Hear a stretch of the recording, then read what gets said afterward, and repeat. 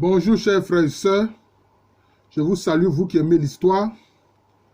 J'espère que cette vidéo va trouver une attention favorable, surtout aux frères Agni, parce que je veux parler d'un de leurs grands ancêtres qu'on appelle Ano Asman, le roi Ano Asman. Souvent dans les traditions Agni, on parle du roi Ano Asman et c'est comme si on le sort un peu du monde historique. On en fait une légende. Or, Ano Asman est plus proche de nos époques que les gens ne l'imaginent. Et les gens croient que Ano Asman a été le premier roi des Agni. Or non. En réalité, il a été le troisième roi. Alors, en fait, avant Ano Asman, il y a eu deux rois qui ont régné. Nana Ebi, qui a été en fait le premier roi des Agni. En ce moment, les Agni, je dirais même les futurs Agni, étaient sur la rive ouest du fleuve Ofin. Mais avant de venir sur la rive ouest du fleuve Ofin, ils étaient d'abord dans le Bono. Vous pouvez regarder mes vidéos sur le Bono. Bono, premier royaume Akan de l'histoire. Voilà. Le premier royaume, j'ai intitulé ça le Bono, premier royaume Akan de l'histoire. Vous pouvez regarder cette vidéo-là. Ils étaient dans le Bono. Et ils étaient dans une localité qu'ils appellent Sesemango. Mais vous savez, nous les historiens, nous cherchons plusieurs sources. Ayant compulsé les sources du Bono, j'ai compris qu'en fait, Sesemango se dit Sesimain. Et il est indiqué que cette localité de Sesimain, qui existe encore, ça fait partie du royaume de Nkuranza. Parce que quand le Bono a été vaincu par l'Ashanti en 1722, le royaume a été scindé. Il y a une partie qui a été transférée dans ce qui va être le royaume de Nkuranza, qui est dirigé par en fait des gens qui sont venus de l'Ashanti, qui sont des Amakom. Mais Sesimain est donc dans la zone de Nkuranza. Vous voyez. Et le peuple qui a créé Sesimain s'appelle Adakwa. À travers Adakwa, il faut reconnaître Alangwa. Adakwa dans le Bono, c'est ça qui devient Alangwa dans l'espace Agni. Et ceux-là, c'est Adakwa, là, ils sont Oyoko. Ils sont du matriclan Oyoko. Mais on remarque que à travers l'histoire, le peuple Alangwa est devenu un peuple nombreux. Très nombreux. C'est passé de l'état de matriclan à un peuple nombreux. Si bien que d'ailleurs, même encore aujourd'hui, dans le Sanvi, quand on parle de Alangwa affilié, c'est-à-dire que donc on te parle de l'Alangwa comme d'un matriclan, comme d'une famille. Alors, mais les traditions de l'Ebrosa indiquent que avant même de venir à Sesimain, dans le Bono, ils étaient d'abord dans une localité plus au nord, qui se situe dans le Sahara actuel, qu'ils appellent Togusso. Togusso. Voilà, c'est comme ça qu'ils appellent cela, Togusso. Ou Tokusso. Voilà. Alors, donc le premier roi des Agni, de ceux qui vont devenir le peuple Agni si nombreux, quand ils étaient à l'ouest du fleuve Ofin, ils étaient dirigés par Nana Ebi. Donc si on veut voir le premier roi des Agni, dans l'histoire, c'est Nana Ebi. C'est son trône, c'est son tabouret qui se trouve à Ndolikro, dans l'Agni du Moronou actuel. Alors, ce trône-là est appelé Nanimbibia. Mais les gens ne savaient pas ce que Nanimbibia, à quoi ça renvoyait. C'est moi qui ai compris que ça veut dire Nana Ebibia. Qui, en compulsant les traditions orales de l'Aouin, de l'Ebrosa, j'ai vu qu'il y a eu un premier roi qui s'appelait Nana Ebi. En fait, c'est son trône, c'est son tabouret qui est à Ndolikro, dans le Moronou. Et puis, les Agni donc qui étaient le long du fleuve Ofin, à l'ouest du fleuve Ofin, ont été chassés de là par les Dankira quand le Dankira a commencé à s'étendre. les Dankira étaient en ce moment-là plutôt à l'est du fleuve Ofen. Donc, au tout début donc, du XVIIe siècle, les Agnis, ou si vous voulez, surtout les Alangois, parce que le peuple Agnis s'est construit autour du peuple Alangois. Ça, il faut comprendre ça. Parce que la famille royale est Alangois. Certains ont cru que les Alangois sont des Dankira. Non, ils ne sont pas Dankira. Et donc, quand ils quittent les rives ouest du fleuve Ofen, ils vont sur les terres Amanfi. Ils vont sur les terres Amanfi. Et sur les terres Amanfi, ils vont plus ou moins cohabiter avec les fondateurs du royaume Wassa Féassé. Là aussi, j'ai fait des vidéos sur le royaume Wassa Féassé que vous pouvez regarder.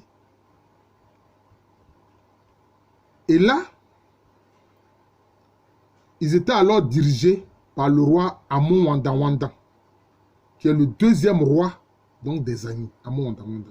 Et justement, sur les terres Amanfi, ils avaient plusieurs localités, hein, Dieudoi Quinquin, qu'on appelle aussi Dieudoi Croncron, et Ilessou, etc. En ce moment-là, ils parlaient la langue Tui. Voilà, ils parlaient la langue Tui. C'était la langue Tui qu'ils parlaient. Mais comme je dis, c'était la langue par excellence des peuples Akan.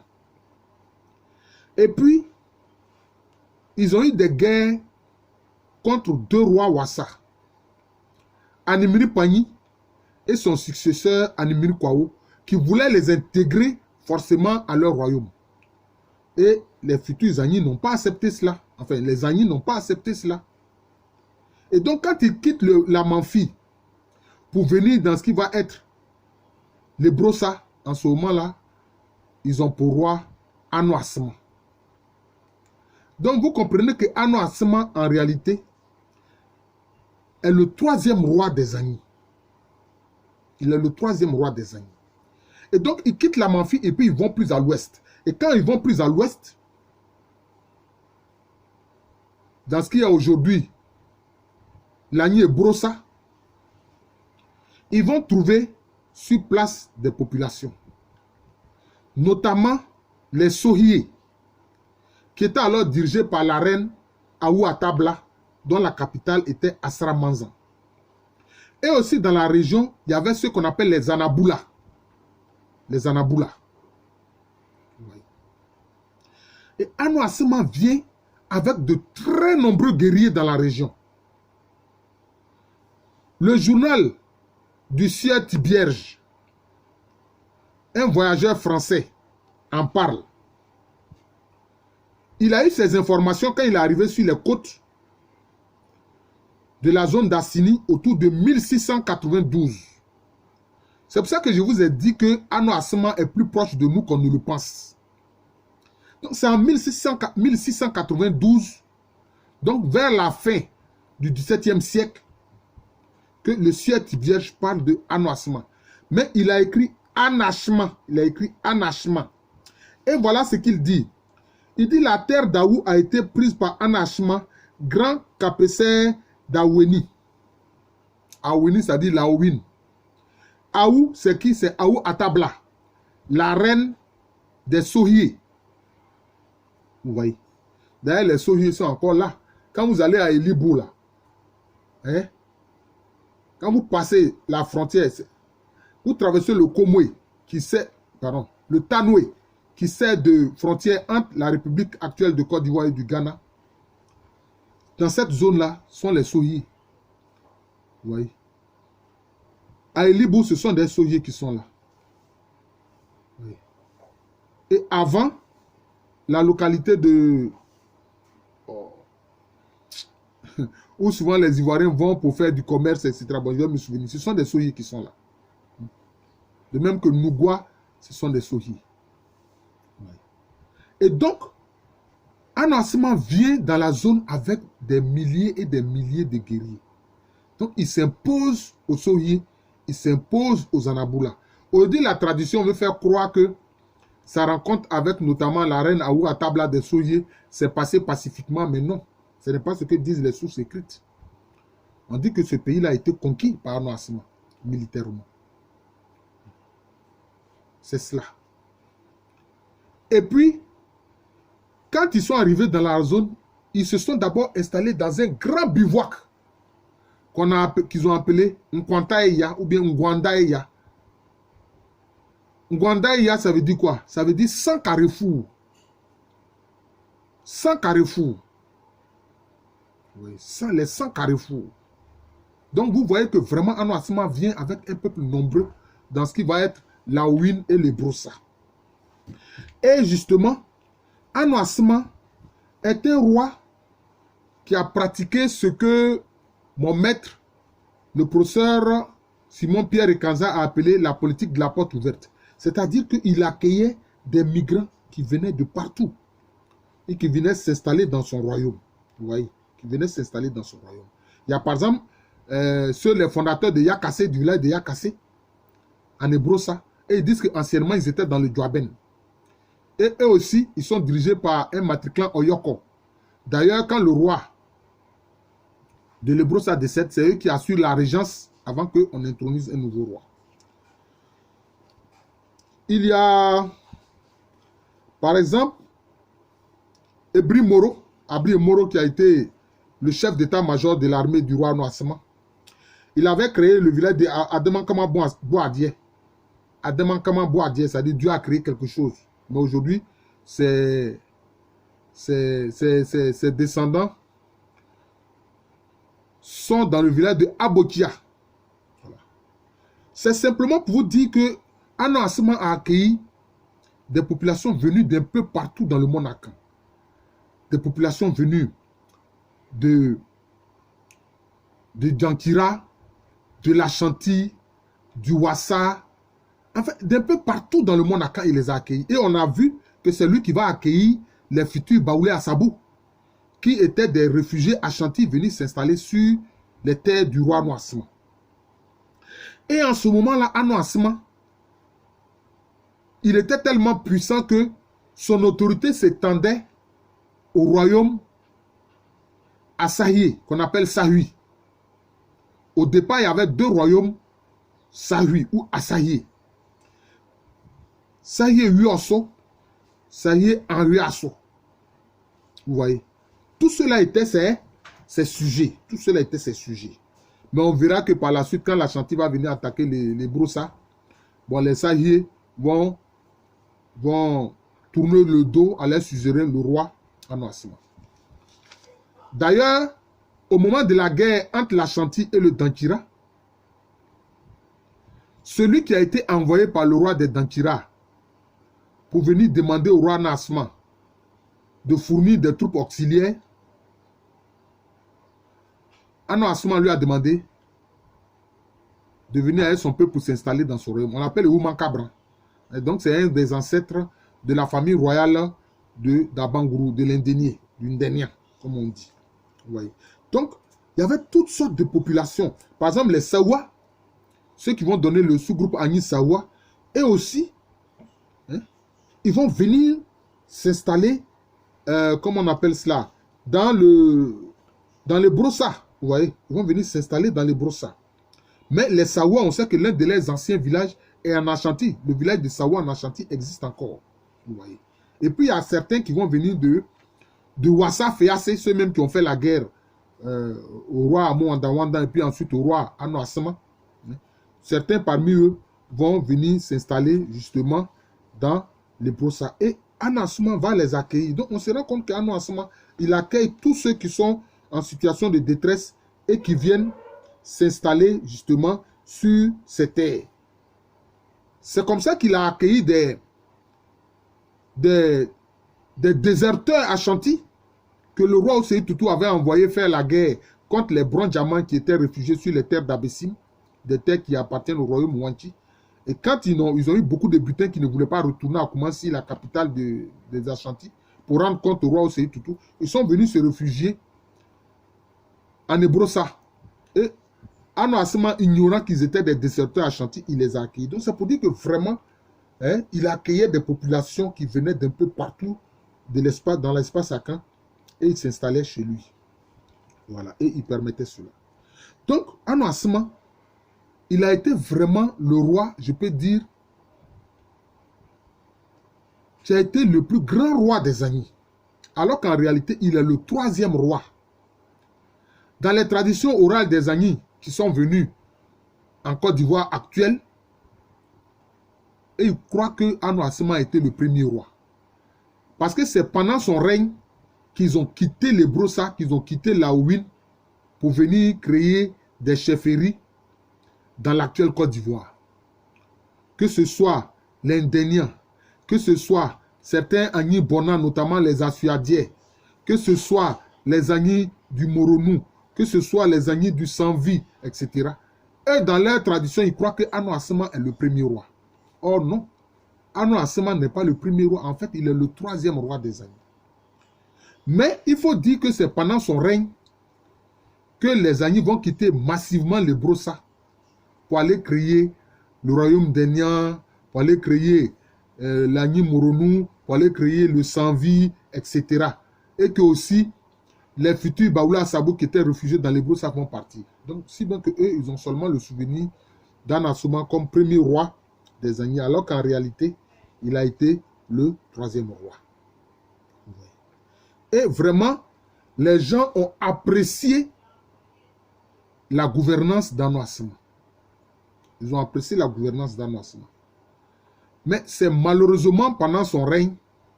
que il y aura la guerre entre les Brossa ou Laouine.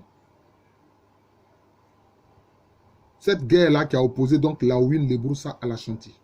Je vous ai expliqué ça un peu. Les déserteurs Ashanti qui en 1714-1715 ont attaqué le royaume de Wanti et ont eu beaucoup de butins, sont venus se réfugier en Brossa. Ano Asima les a accueillis. Et quand Osei Tutu a su cela, il a réclamé ces déserteurs-là. Ano Asima, qui est un homme de parole, il a dit, mais je les ai accueillis, je leur ai donné ma parole, que je les accueille dans mon royaume, je ne peux pas te les livrer. Et ça a été la guerre entre le royaume Aouin et Brossa et l'Ashanti. Et quand les Ashanti attaquent en 1715 le royaume de Brossa, ils sont repoussés vaillamment par les Agni. Ah oui, ils sont repoussés vaillamment par les Agni. L'Ashanti n'a pas pu. Les troupes Ashanti étaient dirigées par le général Amankwa Tiapanyi. Ils ont été repoussés. Et comme Osei Tutu avait une guerre contre les Achem à l'est de son territoire, il a demandé à Amankwa Tiapanyi, son général, de retourner en Ashanti. Et on le voit, les sources hollandaises le montrent, il va y avoir une trêve entre les Agni et les Ashanti en 1716. Les sources hollandaises en parlent. En 1716, il y aura cette trêve. Et qu'est-ce que Ano Asima va faire? Il va prendre des dispositions. Il va demander à l'un de ses chefs guerriers, qu'on appelle Amlamano, qui sera le premier roi du Sanvi, du royaume Agni Sanvi. Ça aussi, quand on dit ces vérités-là, les gens ne veulent pas accepter. Amlamano, le premier roi des Agni Sanvi, il était d'abord un chef guerrier au service du roi Ano Asima. C'est ça la vérité historique. Souvent on m'attaque, on dit non, professeur Alou, pourquoi tu as dit ceci ou cela? Mais la vérité historique, je suis obligé de le dire. Amlamano était l'un des chefs guerriers au service du roi Ano Asima. Mais il faut dire qu'Amlamano lui-même, il était du même matriclan qu'Ano Asima, parce qu'il était au Yoko. Et Ano Asima lui a demandé de trouver une zone de repli pour qu'en cas de difficulté militaire, il puisse s'y replier. Cette zone de repli, c'est cette zone-là qui deviendra le royaume Agni Sanvi, de la zone d'Aboasso, en Côte d'Ivoire. C'est ça les faits. C'est ça les faits. C'est ça la vérité historique. Chers frères et sœurs, il faut l'accepter. C'est comme ça. Si bien que les Agni Sanvi, qui ont un territoire aujourd'hui qui fait frontière avec, à travers la République de Côte d'Ivoire, frontière avec le Ghana actuel, mais c'est eux qui ont été les premiers à pénétrer le territoire et sécuriser le passage d'ailleurs de certains groupes. Vous voyez, c'est comme ça. Donc en 1715, Ano Asima demande à son chef guerrier de l'avant-garde de trouver une zone de repli. Cette zone de repli, c'est ça qui deviendra le futur royaume Agni Sanvi. Et quand Osei Tutu meurt en 1717, quand Opoku Wari lui succède en 1718, parce que les historiens ghanéens placent l'accession au trône des Ashanti de Pokou-Waré en 1720. Je ne suis pas d'accord avec eux. Parce que les documents hollandais montrent que dès 1718, les Ashanti reprennent la guerre contre les Achem. Ils ne pouvaient pas le faire sans roi à leur tête, non. Donc ça veut dire que Opoku-Waré a accédé au trône en 1718. C'est ça les faits. Et d'ailleurs, en 1718, le général d'état-major, le chef d'état-major de l'armée d'Ano Asma, celui qu'on appelle Abri Moro, et que les sources hollandaises appellent Ebri Moro, il a lancé une incursion contre les Ashanti en 1718. Cette incursion en 1718, le premier roi des Agni Ndéniens, Aïe Abaye, y a pris part. D'ailleurs, c'est cet événement, au moment où le roi Opoku-Waré des Ashanti guerroyait contre les Achem à l'est, et que le territoire Ashanti était sans défense, que les Agni, les guerriers Agni, avec Ebri Moro ou Abri Moro, ont ravagé le territoire Ashanti et ont fait 20 000 prisonniers, surtout des femmes et des enfants. Les documents hollandais sont là clairs. Je les cite dans mes travaux, dans ma thèse d'État. Et c'est en 1718, cela veut dire que les Ashanti avaient repris la guerre contre les Achim en 1718. Et c'est d'ailleurs à la suite de cet événement-là que le roi Opoku-Waré a créé l'avant-garde. Peut-être que je ferai aussi une vidéo sur le roi Opoku-Waré, parce que c'est lui qui a créé vraiment l'empire Ashanti. Je ferai peut-être une vidéo sur lui. Parce que sinon, anciennement, la structure de l'organisation militaire des Akans, il n'y avait que 3 divisions. L'avant-garde constituée d'éclaireurs. Donc, dans l'avant-garde, il y avait des éclaireurs. L'aile droite et l'aile gauche, c'est tout. C'est Opoku-Waré qui a apporté l'innovation en créant l'arrière-garde. Et puis aussi, une unité particulière qui ne quitte pas la capitale qu'on appelle Ankobia. L'arrière-garde, c'est Achedom ou Achredom. Voilà. C'est-à-dire l'armée de l'arrière. C'est à la suite de cet événement-là. Ouais. D'ailleurs, Ano Asma avait fait des reproches à Ebri Moro. Il dit, mais tu as lancé cette expédition contre les Ashanti, tu voulais les surprendre, mais tu ne m'as même pas informé. Oui, tu ne m'as même pas informé. Oui. Tu ne m'as même pas informé. Mais 20 000 femmes et enfants Ashanti ont été envoyés en Ebroussa. Voilà. Ils étaient emmenés en Ebroussa.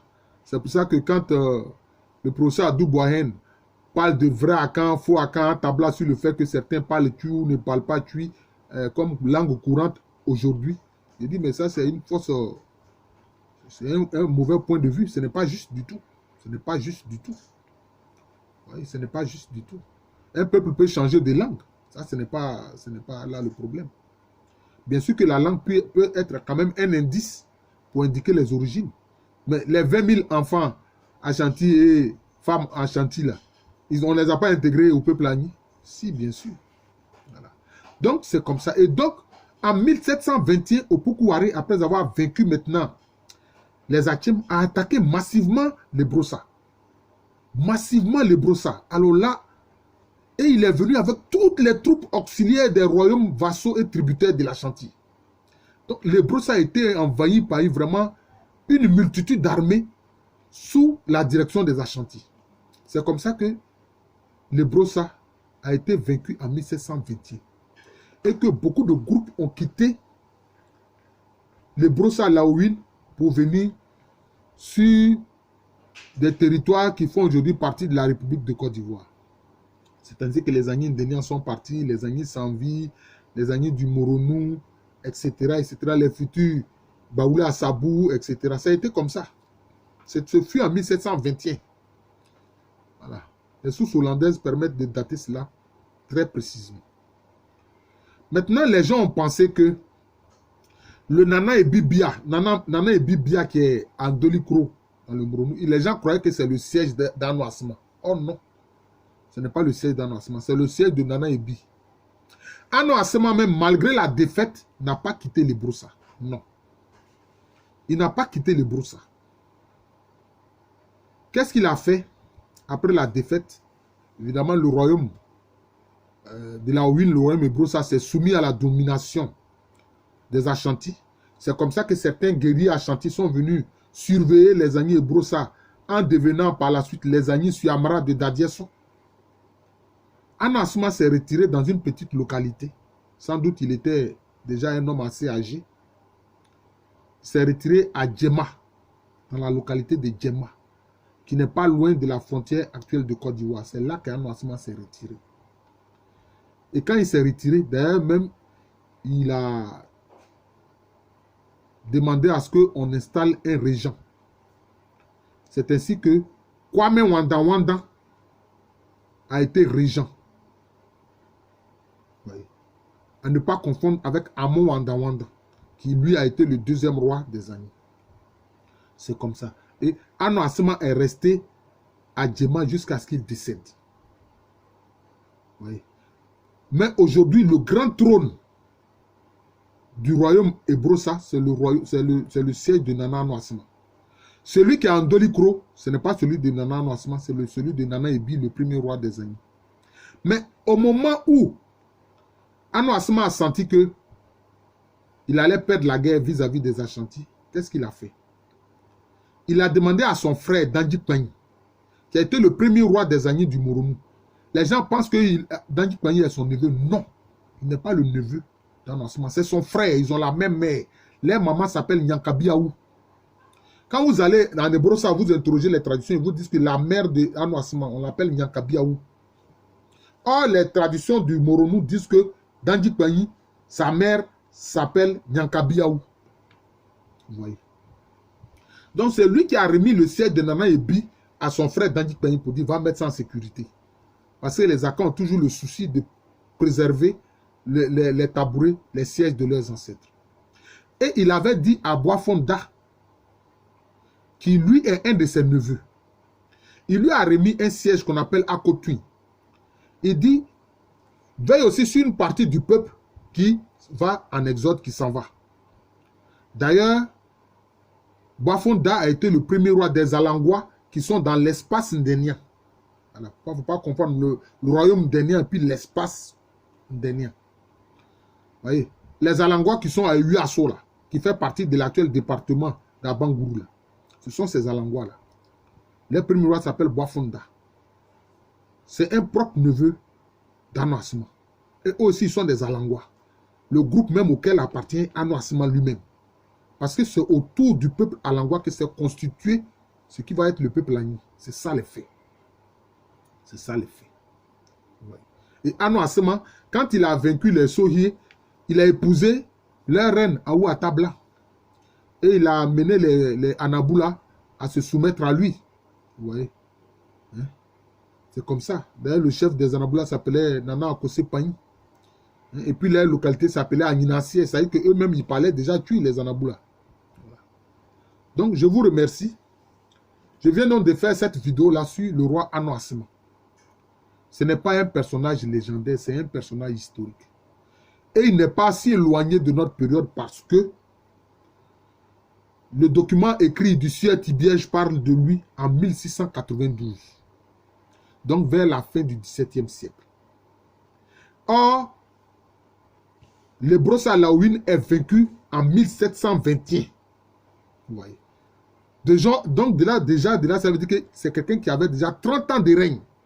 Il avait 30 ans de règne.